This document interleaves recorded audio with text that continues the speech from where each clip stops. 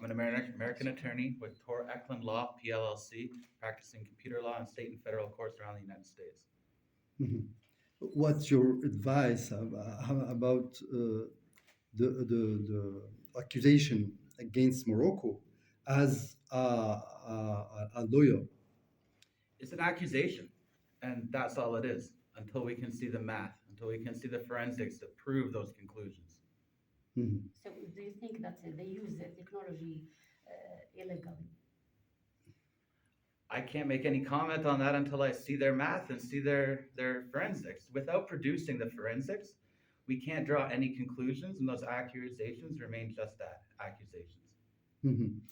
As a lawyers, uh, do you plan to speak about this kind of accusation in the United States, your with your colleagues, or something like that?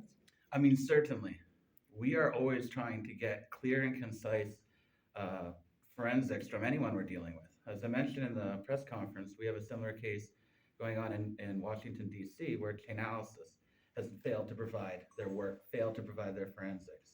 This seems to be just the same kind of thing. And as we mentioned earlier, there's a whole bunch of different incentives, and I'm not going to get into them now.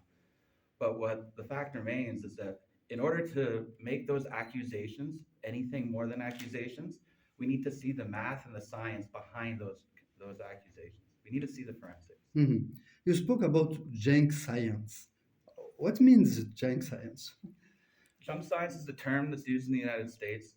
There's a book by Chris Fabricant from the Innocence Project in New York City.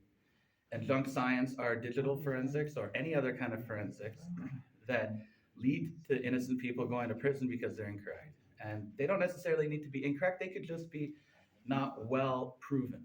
In order to have proper forensics, you need to have, as we talked about earlier, you need to have all the steps of a rigorous scientific method be completed, and that hasn't happened here.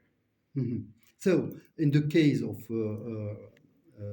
Amnesty International and Citizen Lab report, it was a case of junk science.